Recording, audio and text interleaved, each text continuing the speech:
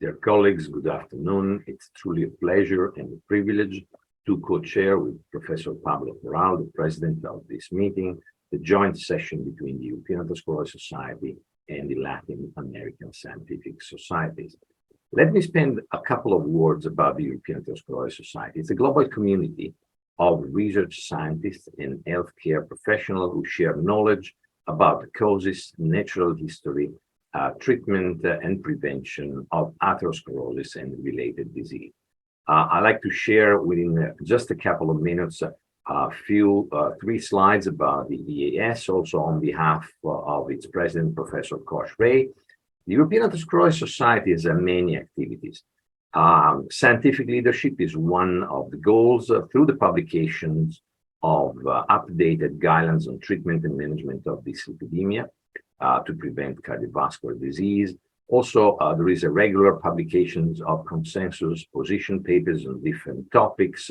LP(a) was one of the latest one, but also hypertriglyceridemia, remnant, and atherosclerosis was published once again just in the past couple of years. The FH Studies Collaboration, FHSC, is a key program. You'll hear more about Professor Schreier, the president of the EAS, just in a few minutes. The mission is to empower the medical and global community to seek changes in their respective countries and communities regarding how familial hypercholesterolemia is detected and management, with the view of promoting early diagnosis and more effective treatment of these conditions. Educational activities are key for the EAS program, actually. There is the annual Congress. Next year will be in Mannheim. A number of courses at different levels, from basic science to clinical activities to actually the latest discoveries in terms of management and treatment of dyslipidemia. Atherosclerosis, the official journal of the European Atherosclerosis Society, where you can submit your research. There is a very rich webinar program available online for the members of the EAS, even the members through their respective national societies. EAS Academy is a good arena for young and experienced scientists to improve their knowledge and treatment of dyslipidemia and cardiovascular disease. A rich award and grants program. The latest grant call ended up in September 17th with a specific group of grants dedicated to educational activities and targeted to national scientific societies to promote collaboration between EAS and the national society in different regions of the world. Latin America was one of these regions. And of course, mentorship. Collaboration and outreach program, the Lipid Clinic Network. You'll hear more about Professor Alberico Catapano, who is going to be a speaker of this joint session. And basically, Lipid Clinic Network provides a structure to establish uniform and high standards of diagnosis, management, and treatment of patients with the lipid disorder based on the most recent European Atherosclerosis Society guidelines on management of dyslipidemia. European Lipoprotein Club is an annual meeting where young scientists provides and promotes their top research. Collaboration is a key issue with the EAS, and we're trying to promote and implement collaboration with national societies in different regions of the world. And again, once again, Latin America is a key area for collaborating in the future between EAS and each national societies. Next meeting, as I mentioned before, will be in Mannheim, May 21st to 24th, 2023. I wish you can attend all in person, actually, in Mannheim. But I can tell you that there is a streaming online possibility to attend and watch the top of line scientist presentation at the meeting in Mannheim. Once again, on behalf of the EAS, we are very grateful for hosting us today, with a particular thank to the Sociedad Argentina de Lípidos, Professor Pablo Corral, the president of this meeting. Once again, I hope this will be the first of a long series of collaborations, both in terms of joint meeting and in terms of scientific activities. As you can see here, we have experienced speakers, Professor Alberico Catapano, Schreier, and a good friend, Professor Aguilar Salinas, who will be talking about the regional peculiarities of lipid disorder in Latin America. Once again, thank you very much on behalf of the European Atherosclerosis Society for hosting us today. I hope you'll enjoy the rest of the joint session, and I wish you an excellent meeting of the Sociedad Argentina de Lípidos. I let Professor Pablo Corral, my good friend, to continue the chairmanship and introduce the speaker. Thank you once again for hosting us today. Dear colleagues, first of all, thank you for the kind invitation to be with you today and allowing me to share with you our experience with the Lipid Clinic Network in Europe, which is likely, as we discussed with several of you in Milano, to be expanded to your countries as well. Now, as it stands today, the Lipid Clinic Network is a European network of lipid clinic that covers the countries that are represented in this map. Over 30 countries, more than 200 clinics. How is it structured? It's a completely independent unit that is led by myself, together with Professor Laleto Goglozou, Professor Schreier, and Professor Masei Banak, in order to give endorsements and the vision to this project. We have the office currently in Milano, Italy, and in Göteborg, where the main offices of the European Atherosclerosis Society are located. And you can see the Milano team and the ES team, thanks to whom we have been able to start and growing in this project. Marta Gazzotti is the scientific lead in Milano, helped by Elisa Gardini, and then in Göteborg we have Tanya Boyderson. You may know her because of the emails coming from the ES, as well as Peter, who is taking care of the digital and the creation of the products. Now, those are the countries that are represented here, and the structure of the Lipid Clinic Network is such that you have in each country one, maximum two coordinators. Those are listed here. The one here in green because we are still finalizing a few things, but she's already in, Marianne Baker from Luxembourg. All the others have committed and are starting all the activities. As you may see here, we cover a lot of countries, and you know many people already from your activities with the European Atherosclerosis Society. So what is the aim? The aim of the Lipid Clinic Network that was established last year is very simple. It's to provide a structure to establish uniform, EU-wide standards of diagnosis, management, and treatment of patients with lipid disorders by taking advantage of our strength, the ES-ESC guidelines on management of these lipidemias. This will be facilitating interaction and education and advancing work of clinical lipidologists, enabling them to exchange clinical experience, knowledge, information, and approaches to barriers to the suboptimal patient care. The Lipid Clinic Network provides an infrastructure, and our ambition is to be able to provide locally the infrastructure in a way that you can do your own local meetings in your own language with an extended number of people, as we are starting to do here in Europe. Now, education is the basis for everything. If we know, we can decide and we can transfer our knowledge to other people and potentially make better treatment for our patients. What do we do in the educational program? Well, we have monthly webinars, monthly information packages, country-specific tailored one-day online workshop, and to date we are planning and finishing a webinar series on LPLA. So communication, content share, and networking. So we have created a number of activities that go along those lines. In more detail, what are the educational activities we do have? Now, monthly scientific spotlight.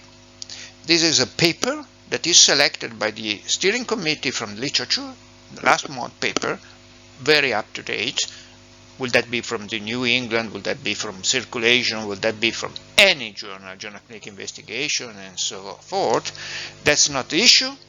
What will be important is a sound paper with slides and a short podcast from one of the members of the steering committee, and potentially we are opening up to other members.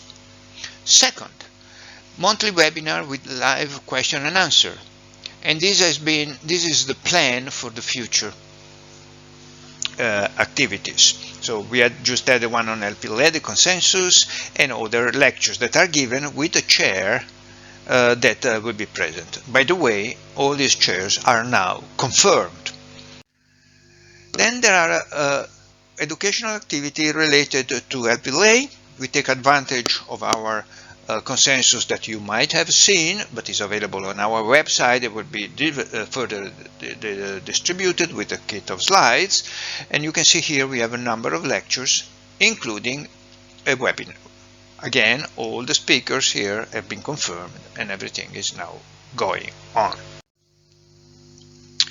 The local webinars is something one step further, whereby the local coordinators will mediate local languages activities on LPLA consensus. There will be 1 hour long webinars on local language, chaired by the national coordinator and managed by the Italian office in Milano. The beginning will be approximately month of October. Then we have online workshops that you can see here are listed and are being performed in 2022. There are others that will be taking place at the beginning of next year. And hopefully we will be able to extend this kind of activity also to extra European countries. The digital platform is there. What is our ambition? And that's the future. The digital platform will be available, of course, with the material and all things we have discussed, but more important, we will allow you to use that digital platform in order to be able to manage local meetings, first. Second, to be able also to exchange information about patients and make sort of a hub. To this end, we are planning to make a sort of a map of the main lipid clinic with address, emails, contact person, and so on. This is started in Europe, and then will be, if you agree in your countries, to move also to other countries outside of Europe. So the clinics of the network will become national referral centers using their own space and the YES platform, and carry out range of laboratory analysis to specified standards, and to also provide consulting services such as remote case consulting. Finally, last but not least, we have started and finished a survey that has been started. We have started with a hot topic that is linked to our activity and the consensus, that the LPLA. We did start this survey. Out of the 190 lipid clinics that in Europe have been asked to take part in it, 153 have answered and filled up the form. These data are being evaluated. As a matter of fact, I've seen the data yesterday, and they will be published in our journal. All participants will have the right to be named as authors, and authorship obviously will be a plus of taking part of our community. The confidentiality, the answer to the survey question are handled anonymously, obviously, and the completion of the survey took between 7 and 10 minutes. So I think it's not a big deal in terms of time, but for us, all of us, it's important to know how we position ourselves towards some key questions. So these are some of the questions that people have seen in the survey, and the aims are the evaluation of clinical settings and management of LPLA, search of clusters taking account of geographic area, and how and when LPLA evaluation is used. So, in a nutshell, this is the structure, growing. More centers will be introduced. We aim to have about 450 in Europe and include some other countries as well, expanding on education, in making surveys, in publishing data, and having local activities under the auspices, together with the EAS Lipid Clinic Network, but in local language with local requirements. Last but not least, we also aim to have a face-to-face meeting in Milano due to the still some restriction in travel. We didn't have almost all the coordinators, but here they showed up. More than 50% of the coordinators were there, and we had a nice, good meeting among the coordinators and a dinner in common with all the people taking part to other activities of the EIS. This will provide and provides to every one of us the pleasure to meeting new people and the opportunity for new activities. Thank you very much for your attention indeed.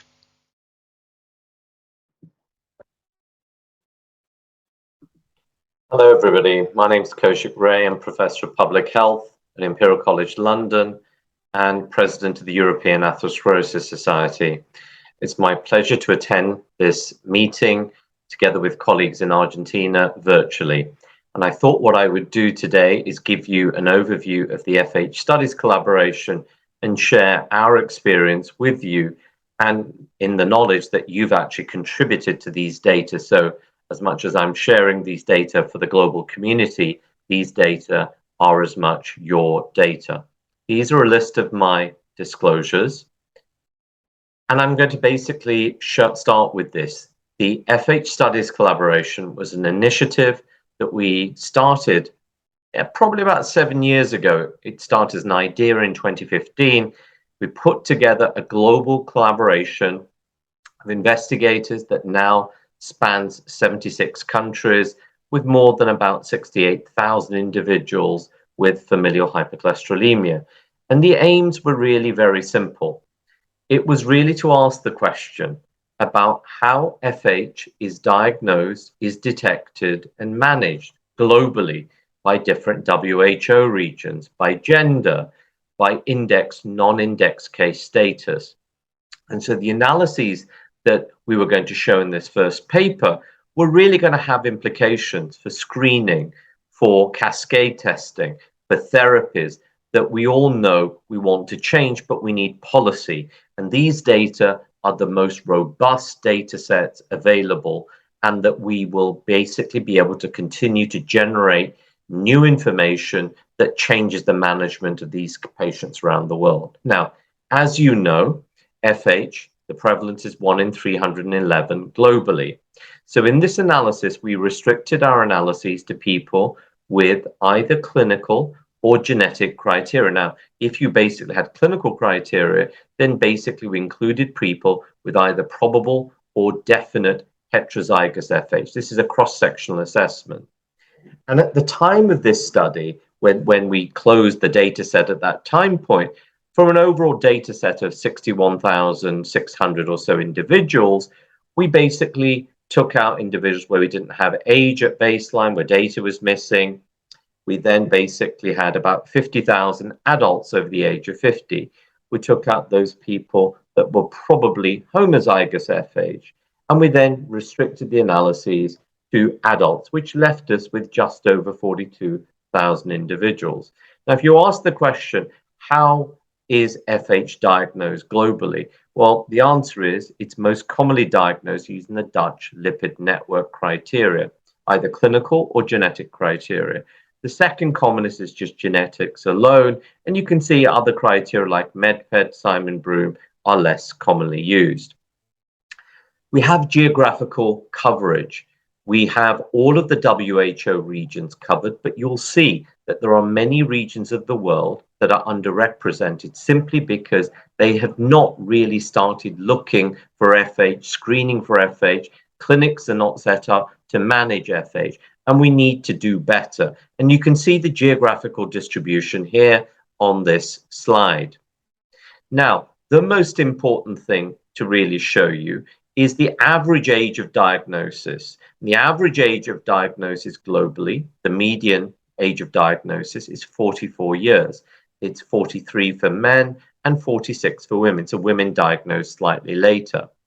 We can see that only 2.1% of individuals are diagnosed before the age of 18. So if you have a mean age of diagnosis of 44, that's 44 years of missed exposure to high LDL cholesterol. think about smoking and pack years, and you'll probably understand what I'm talking about here. So we've got to do much better. Instead of finding only 2.1% before the age of 18, that number should approach closer to 100%. Now, there's a little bit more data about men and women. You can see that apart from the 3 years of difference in age of diagnosis, you can see that things like body mass index are fairly similar between men and women, prevalence of diabetes fairly similar, hypertension fairly similar, but smoking is slightly more common in men than it is in women. Age of diagnosis is really important. We've got to change this because you can see here on the y-axis the age of diagnosis and the prevalence of hypertension. So the overall prevalence of hypertension is 19% and diabetes 5%, but this goes up with age. So if you delay the age of diagnosis of FH, many other cardiovascular risk factors are going to be more common. Therefore, the absolute risk of cardiovascular disease will be that much higher. So therefore, we basically need to understand that we have to find people really early before the age of 18 and ideally in the first decade of life. You can look at BMI. BMI increases with age. We know that diabetes also increases with age, and the biggest determinant of that is going to be BMI. So if you find things before the problems occur, you will avoid a lot of those consequences later on. Now, by the time that people were entered into the registry, 17% already had a history of coronary artery disease, and of those, 11% it was premature coronary disease. So if you like, in FH patients, by the time these people are diagnosed, 1 in 10 already has premature coronary artery disease. Strokes are less common than peripheral arterial disease. This means that stroke is usually associated with older age, and the two signs or two clinical manifestations that we should be thinking about, particularly premature, is coronary artery disease, certainly when premature, and peripheral arterial disease. If we look at the distribution of LDL and the likelihood of coronary disease, premature coronary disease, we can basically see that for coronary disease, there is this gradation of risk that you would expect. It's less clear for stroke, and it's less clear for peripheral arterial disease, which means that the amount of suspicion of FH might be less in stroke and peripheral arterial disease, unless we think about, again, mechanisms that actually make people think about this more intuitively. Now, if you look at how we are prescribing medications, our approach is mostly statin-based monotherapy. There is a modest use of ezetimibe, about 24%, but use of PCSK9 inhibitors is actually fairly low at this time. Fortunately, the doses of statins that we tend to use with the more modern statins is approaching 40 milligrams of atorvastatin and is about 20 milligrams or so of rosuvastatin. Those are the commonest regimen. There's still use of simvastatin in some parts of the world, and perhaps that needs to change. Women tend to be less well treated than men, modestly, but they're also diagnosed later, which may have implications later on in life. Now, if you look at goal attainment and you basically look at different proportions of patients achieving goal, less than 3% achieve LDL levels below 1.8 millimoles, and less than 2%, less than 1.5% really, achieve levels below 1.4. If you look at between men and women, again, goal attainment is a little bit better in men than it is in women. And if you look at the likelihood of achieving different goals, goal attainment is going to be more likely achieved when you use 3 drugs. And in particular, in addition to statins, the next drug up that really makes the biggest difference are the use of the PCSK9 inhibitors. And you become 17-fold more likely to achieve goals when you add that in than when PCSK9 inhibitors are not being used. So this is also true for levels below 1.4, because these are powerful treatments. When you add that in, instead of 0.16% getting to goal, at least within this registry, you were 24-fold more likely to get to goal when you added in a PCSK9 inhibitor. Finding index case, or finding rather cascade testing and finding non-index cases is essential. So index case is usually something bad had happened to them in order to get into the registry. Now, if you look at the age of the index case being identified, it's 50. Non-index cases, presumably these were people cascade tested, were discovered 6 years earlier. Look at what happens when you're diagnosed earlier. You're less likely to have hypertension. You're less likely to have diabetes. Your BMI is a little bit better. But also, importantly, you are less likely, whether you're a man or a woman, to have coronary artery disease or premature coronary artery disease. So finding index cases starts the ball rolling. But if we can move towards universal screening, for example, and we find these non-index cases earlier, we can basically prevent these premature coronary events. So these are your findings, these are your data, these are some important insights that you've contributed to. I want to thank all the investigators. I want to thank colleagues in Argentina, the National Registry led by Pablo Corral, and I hope you enjoyed the presentation, and I look forward to seeing you next year at the EAS in Mannheim. Thank you.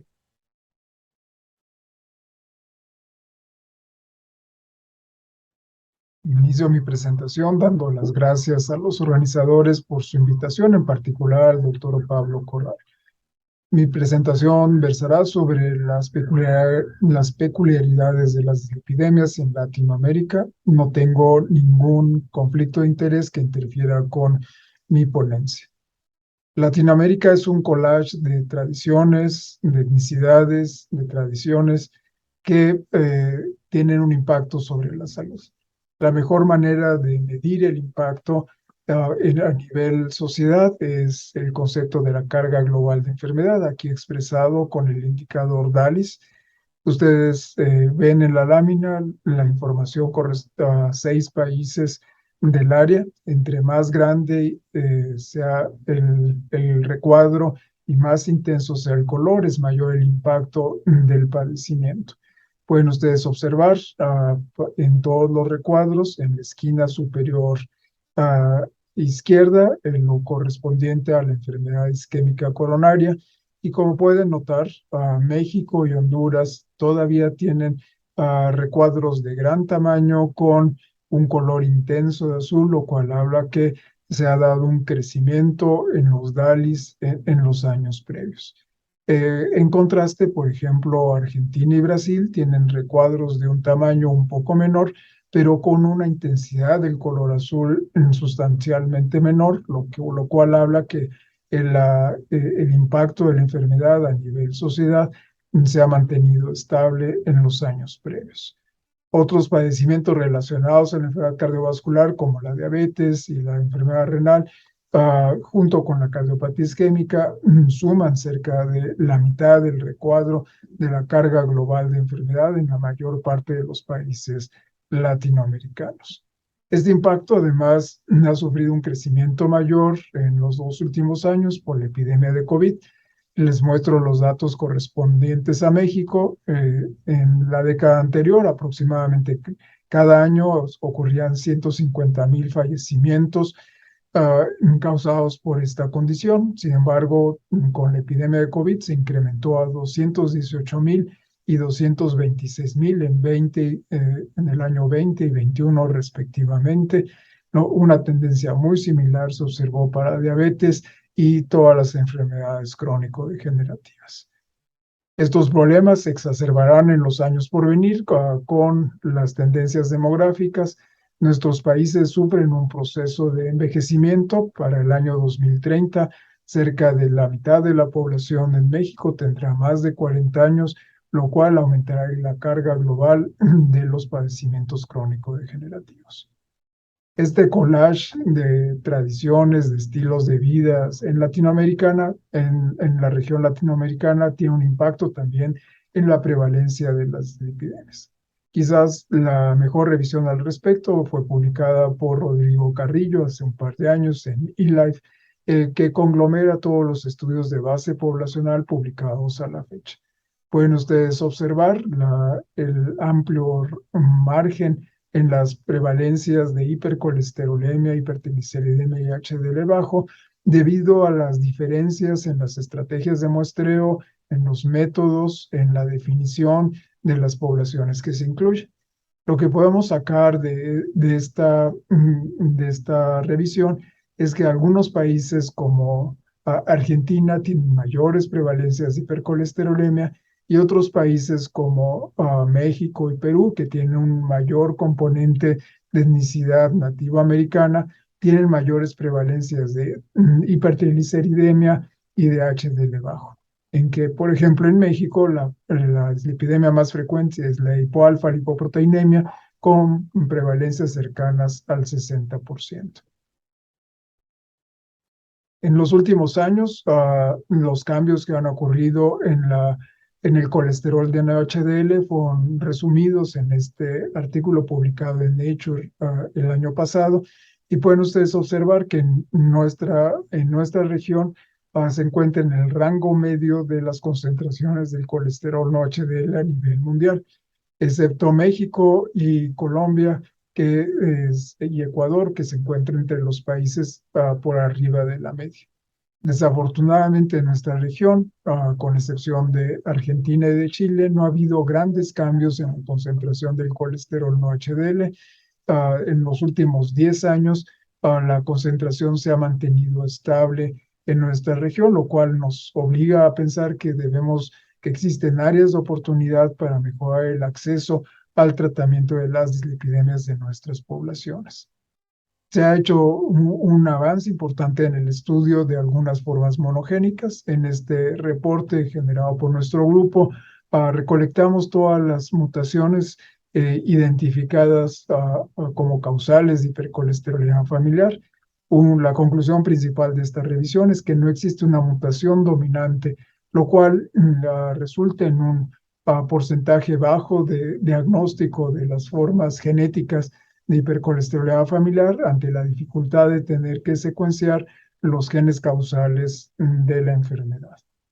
Varios de nuestros países participan en el consorcio de registros nacionales de hipercolesterolemia familiar, cuyas conclusiones iniciales fueron publicadas en Lancet. En nuestra región se observan las mismas carencias que en otras áreas del mundo. Quizás la única diferencia es que la prevalencia de diabetes es un poco mayor y la prevalencia de enfermedad coronaria es un poco menor a la informada en otras regiones. Los invito a unirse a estos esfuerzos de las redes nacionales de hipercolesterolemia familiar. Aquí les muestro el ejemplo mexicano, donde tenemos cerca de 700 casos, algunos seguidos ya por un periodo de 5 años, y que servirá para múltiples estudios colaborativos con los países de nuestra región. También existe, gracias a la Red Iberoamericana de Hipercolesterolemia Familiar, un reporte específico coordinado por el gran trabajo que hace el doctor Raúl Santos sobre la hipercolesterolemia familiar homocigota, en el cual se observan los mismos problemas que vimos para la hipercolesterolemia familiar heterocigota. Termino hablando sobre la oportunidad que representa la heterogeneidad de nuestras poblaciones latinoamericanas para conocer variantes que son propias de nuestra región como determinantes de la prevalencia de las dislipidemias. Por ejemplo, en los países que tienen una carga nativoamericana importante, como México, hemos identificado algunas variantes que explican la prevalencia alta observada en diversos estudios mostrados en esta lámina. En particular, se encontró una variante en el transportador EBCA1, conocida como R230C, la cual ha sido corroborado en estudios de Kausik controles, en un escrutinio completo del genoma y en el estudio de base poblacional. Aquellos con la variante C, que es la variante de riesgo, tienen en promedio 5 miligramos menos de la concentración de colesterol HDL y también tienen mayor riesgo de tener obesidad. Aquí les muestro la gráfica del escrutinio completo del genoma, y la variante que tiene una mayor contribución y una mayor fuerza de asociación es justo la variante encontrada en ABCA1. En el estudio de base poblacional encontramos que fue justo esta variante uno de los determinantes mayores, junto con el sexo masculino, la diabetes y la obesidad abdominal. Fueron los factores que explicaban en mayor medida la concentración del colesterol HDL en la encuesta nacional de salud del año 2000. Estos datos confirman lo que se ha visto para otros desenlaces. Existen variantes propias de la etnicidad amerindia que explican algunos de los problemas principales de salud. El mismo fenómeno encontramos para la hipertrigliceridemia, para la diabetes tipo 2 y para la esteatosis hepática. Por ende, es para nosotros una enorme oportunidad seguir estudiando la genética de las lipidemias en nuestra región. Dos estudios recientes, quisiera resaltarlos, en colaboración con otros consorcios como el Biobanco Inglés, en el cual se analizan las variantes raras que tienen un impacto a nivel poblacional. La línea que corresponde a nuestra población hispana, la estoy señalando con el cursor, que es la segunda línea de dentro hacia afuera, y pueden ustedes observar que los tonos de color se observan principalmente para el colesterol HDL y los triglicéridos. Esto lo que traduce es que son variantes que tienen una frecuencia con significancia a nivel poblacional, que tiene una fuerte fuerza de asociación con estos desenlaces. También existen algunas variantes propias de nuestra población para el colesterol LDL, pero son mucho menos frecuentes y con una menor fuerza de asociación que para los triglicéridos y el HDL. Y un reporte recientemente publicado en Nature que conglomera 1.6 millones de participantes ha identificado 6 variantes más propias de la población nativoamericana. Termino hablándoles sobre las áreas de oportunidad. En nuestra región existe un infradiagnóstico y un infratratamiento. Por ejemplo, en México solamente 3.1% de los adultos conocen su riesgo relacionado con la concentración de colesterol y reciben tratamiento y están en metas. La condición más frecuente es que las personas no reciban el tratamiento adecuado, por lo cual debemos de sumar esfuerzos para aumentar el acceso de salud en estos temas.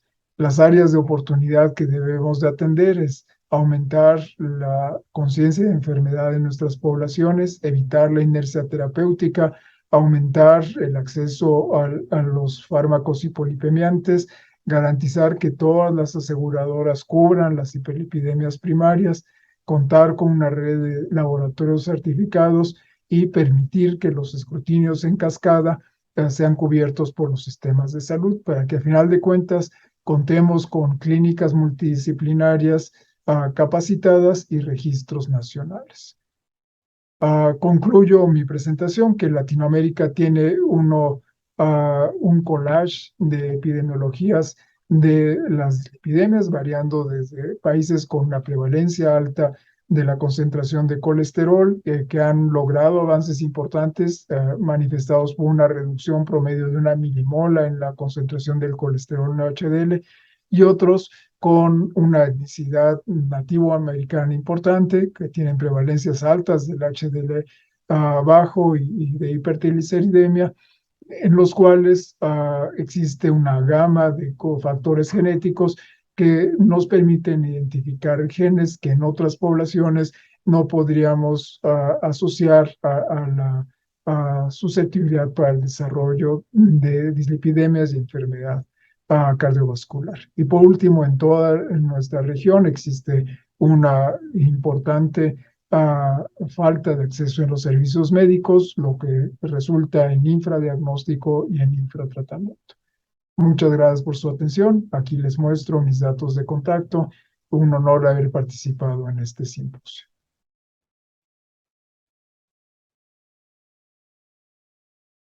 Bueno, la idea era hacer un pequeño resumen de lo que hemos escuchado, remarcando tal vez a mi modo de ver qué es lo más relevante. Lo más importante creo que es la apertura del IAS o EAS, como decimos nosotros en español, en castellano, al mundo, y entre ellos la rama LATAM. Este es el primer evento, porque esto es un proyecto del 2022 de este año, ¿no? Es el primer evento que se realiza en los países latinoamericanos de vínculo con el EAS, y es lo que ustedes acaban de escuchar. El doctor Zambon de Milán, que hizo las palabras iniciales, explicó toda la organización de la Sociedad Europea de Aterosclerosis, todos los proyectos que tienen, las líneas educacionales, científicas y de eventos, y entre ellos estaba estos proyectos que constituyen apoyos para grants, para eventos que querramos organizar, awards y demás, que, bueno, supongo que van a ir saliendo las propuestas y nosotros las vamos a seguramente difundir a través de la web de la SAL, para que cualquiera de los interesados podamos aplicar a esos proyectos. Hemos escuchado, en primer lugar, después de las palabras iniciales de Zambon y de nuestro presidente Pablo Corral, que presentó a cada uno, así que yo no me voy a tomar tiempo de volverlos a presentar, solamente quizás decir alguna en términos como que Alberto Catapano fue el past president de la EAS, es de Milán, él es epidemiólogo, farmacólogo, lipidólogo y está en la Universidad de Milán, y describió o nos mostró cómo hizo desde el año 2001 hasta acá la red de centros de lípidos. Son 30 países y 200 centros de lípidos de países europeos, esta red, con la finalidad de unificar estándares de diagnóstico, manejo y tratamiento de pacientes dislipémicos, lo cual a mi entender me parece fundamental. Esto tiene que ver un poquito con lo que hoy decía Graciela López, lo de armonizar la metodología del LPA. Bueno, eso en cuanto, por ejemplo, a la metodología del LPA que impacta en los resultados. Lo mismo pasará en el manejo de los pacientes dislipémicos y en las decisiones de tratamiento. Esta red facilita la interacción entre los profesionales de salud, hay programas educativos a través de las plataformas digitales que ofrece la página de EAS, webinars, workshops, y además ofrece entrenamientos, posibilidades de training de jóvenes, en principio creo que europeos, si no tendríamos a dónde mandar a nuestros becarios. Y bueno, mostró el programa de los webinars para que tengan una idea del nivel de los intereses de los webinars ya realizados y los que están próximos a realizar. Posteriormente, en segundo lugar, habló el doctor Kausik, que es el actual presidente del EAS. Cuando Pablo lo presentó, no recuerdo si dijo que es profesor en salud pública, por supuesto que es lipidólogo y es cardiólogo y se ocupa del área cardiovascular, pero creo que el componente de experto en salud pública es logística, la prolijidad. Hemos visto cómo llevó adelante el estudio, inclusive llegó bastante más adelante que nosotros, que vimos hasta cuántos pacientes de los que registramos estaban tratados. Ellos tuvieron un porcentaje algo mayor, pero pudo seguir con el tratamiento de ellos para que lleguen con una pequeña proporción de un grupo de pacientes que puedan llegar a la meta. Bueno, en estos 7 años él juntó 42.000 HF heterocigotas y más de 500 homocigotas. Eso es mucho. Hay muchos registros muchos no hay nada de HF porque está subdiagnosticada. Pero digamos, de los registros que hay en el mundo, hay como el Safe Heart que se lleva adelante en España, es un excelente registro cómo procedieron, pero hace 20 años vienen trabajando y este registro del FHSC Collaboration se hizo en 7 años y esta es la cantidad de pacientes que incluyeron, que fueron detectados y que por suerte pueden ser tratados.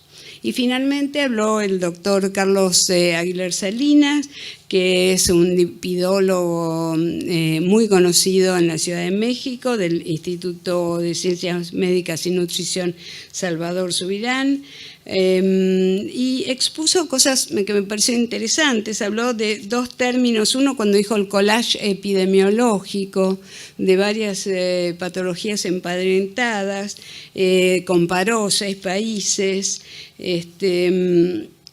y después el otro término cuando habló de la carga global de enfermedad en consecuencia del collage ese. Mostró predicciones no muy alentadoras para el 2030 y el 2050, lo cual fue como un llamado a la acción, ¿no es cierto? Y en México particularmente, para que tengamos claro, se destaca la disminución de HDL. Y eso se debe en el estudio genómico, como él mostró, a una variante en el gen del transportador ABCA1, que es relevante en el transporte reverso del colesterol. Él participa en ese consorcio, donde mostró ese diapositivo con el círculo, aportando pacientes que fueron identificados como hispanos. Quizás a nosotros nos cuesta saber si somos hispanos o no somos hispanos, más acá en la ciudad de Buenos Aires, o sea, pero de todas formas el doctor Salinas marcó bien la diferencia entre México, más parecido a Honduras, y las diferencias, por ejemplo, con Brasil y Argentina, en las incidencias de las diferentes dislipemias y enfermedades asociadas. Pero bueno, en ese consorcio se vio en comparación a todos los otros países que participaron del estudio genético que la población nativa americana prevalecía la hipertrigliceridemia y la disminución de HDL. Él también tiene un registro de HF, quizás parecido al nuestro en cuanto al número de pacientes que ha podido detectar hasta el momento. Bueno, eso es un poco el resumen o lo que quería remarcar de lo que escuchamos. Y en 2 minutos quisiera decir algo que es como autorreferencial, porque tiene que ver con LEAS. Hace un tiempo me preguntó Pablo, ¿vos desde hace cuánto que vas a los congresos de LEAS? Y no me acordaba, me puse a ver, porque desde el año 99, que fue el primero, yo ya tenía más de 20 años de recibida, ¿no? Desde el año 99 fui todos los años, en la primera década de los 2000, cuando se hacía el de la IAS, o sea, de la Sociedad Internacional de Aterosclerosis, no se hacía el EAS. Después del 2010, más o menos, coexistían en el mismo año los dos juntos. Y en el año 2004 fue la primera vez que participé en una mesa, el tema de el papel antioxidante de HDL, por una publicación que habíamos hecho con Fernando, con Gabriela, y ahí en la mesa estaba Magnes y Aviram, que eran los dos más capos.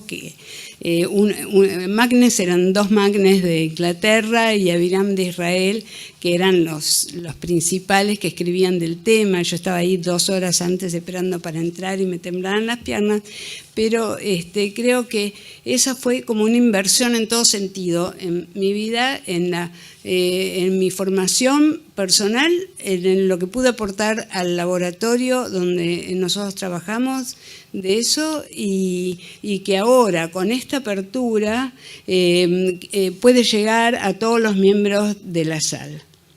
Eso es lo que quería decirles.